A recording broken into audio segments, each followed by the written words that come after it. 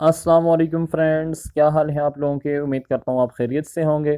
तो फ्रेंड्स, सबसे पहले तो आप इस वीडियो की क्वालिटी को ऊपर सेटिंग से थोड़ा बढ़ा दें ताकि इस वीडियो के क्लियर रिजल्ट्स आपको मिल सकें।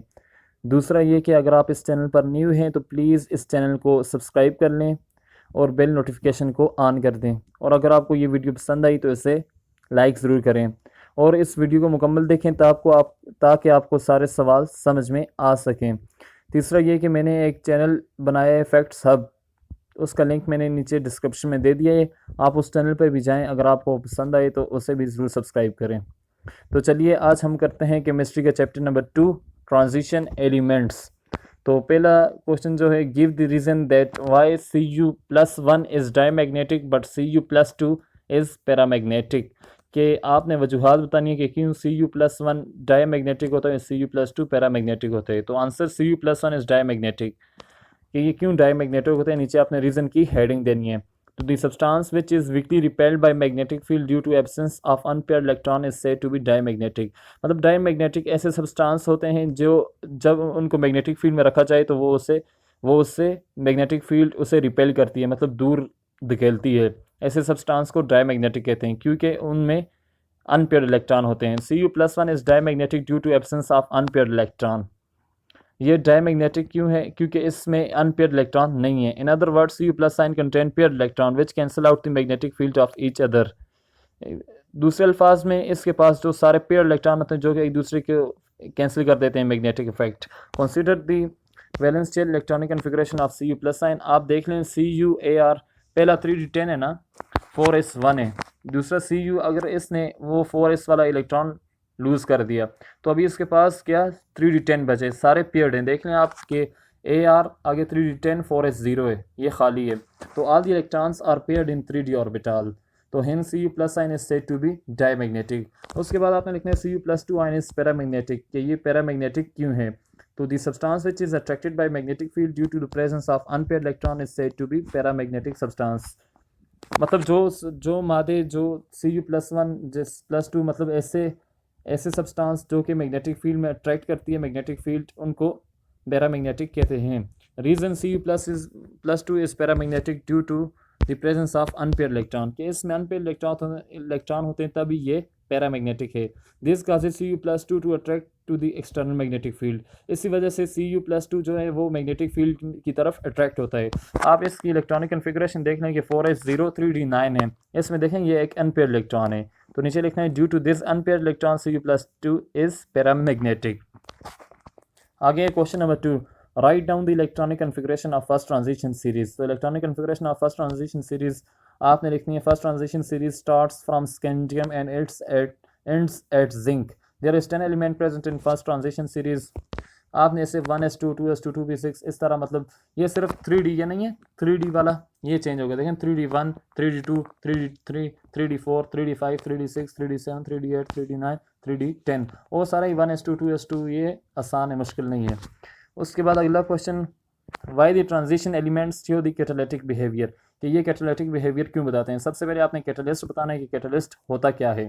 तो a substance which speed up the reaction can be recovered at the end of the reaction and don't take part in reaction is called catalyst. जो कि रिएक्शन को तेज करता है और आखिर में रिएक्शन के आखिर में हासिल किया जा सकता है और वो रिएक्शन में हिस्सा नहीं लेता, उसे कैटालिस्ट कहते हैं। तो reason of catalytic behaviour, the catalytic behaviour of transition element is due to their partially filled d orbitals and variable oxidation states. These two features of transition element help in the formation of desired product by forming intermediate compound. मतलब एक तो इसका incomplete d orbital होता है, दूसरा इनकी variable oxidation state होती है, जिसकी वजह से ये कैटालिटिक बिहेवियर शो करते हैं। एग्जांपल आपने देनी है, iron is used in Haber process. Ammonium मतलब एमोनिया में आयरन इस्तेमाल होता है। Question number 4, give the reason that transition elements form the coordination compounds. तो आपने रीजन देनी है ट्रांजिशन एलिमेंट्स और their cations form coordination compounds or complex compounds due to the following reason.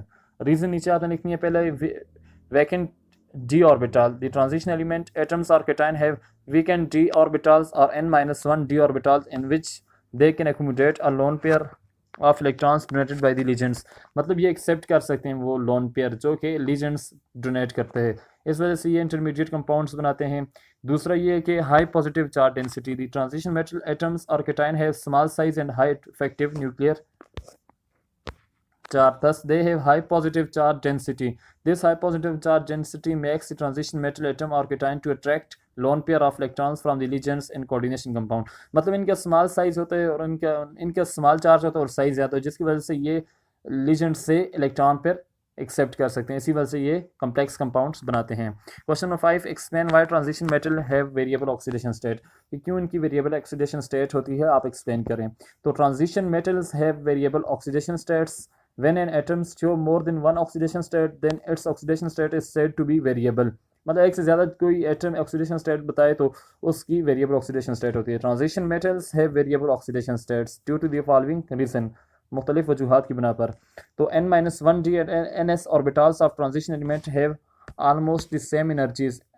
इन दोनों की सेम एनर्जी होती है and hence electrons can be remove from n-1d orbitals as easily as they can remove from ns orbital. मतलब ये इन दोनों में से electron उतनी आसानी से निकल जा सकता है जितने एक दूसरे से, मतलब ये दोनों जो है ना वो इन दोनों में से इलेक्ट्रॉन इजीली निकाला जा सकता है। After removing ns electrons the remainder is called core.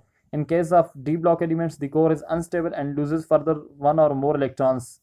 मतलब ये जब ये इसको निकाल देते हैं इलेक्ट्रॉन्स को ना, जो बच जाता है उसे कोर कहते हैं। कोर इनका डी ब्लॉक एलिमेंट्स का अनस्टेबल होता है और वो और भी इलेक्ट्रॉन लूज करता रहता है।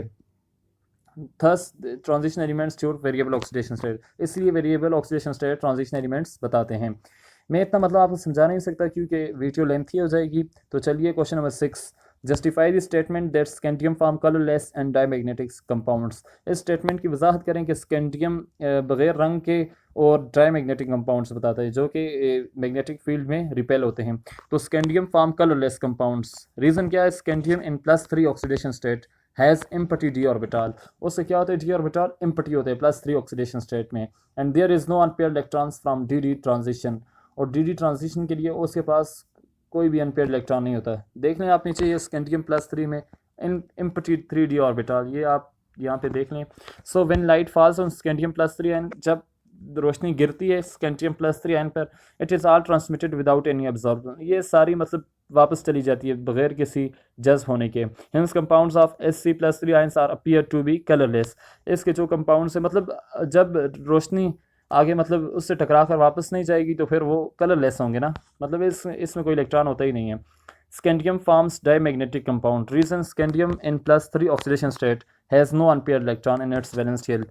आप देख लें ये आगे भी वही रीज़न है। There are no unpaired electrons in the valence shell of scandium ion, hence compounds of scandium are diamagnetic.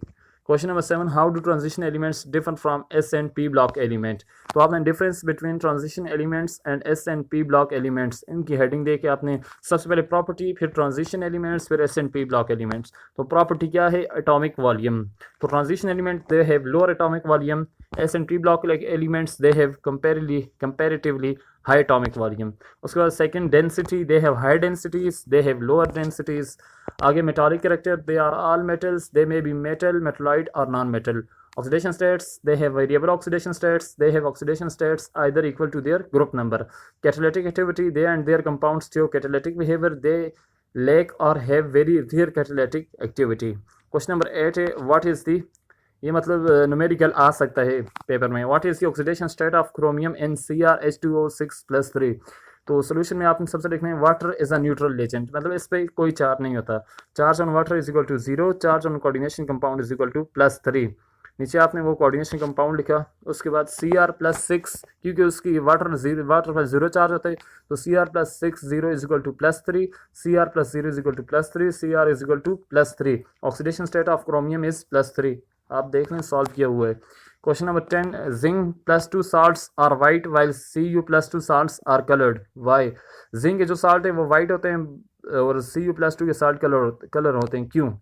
Zinc salts are, मतलब ये इंपॉर्टेंट सवाल आप देख लें, zinc salts are white colourless. इसकी रीज़न क्या है? Zinc in +2 oxidation state has completely filled d orbital and there is no unpaired electrons available for d transition. इसमें सारे आप देख लें कि सारे पेयर्ड इलेक्ट्रॉन्स हैं, अनपेयर्ड कोई भी नहीं है डी ट्रांजिशन के लिए।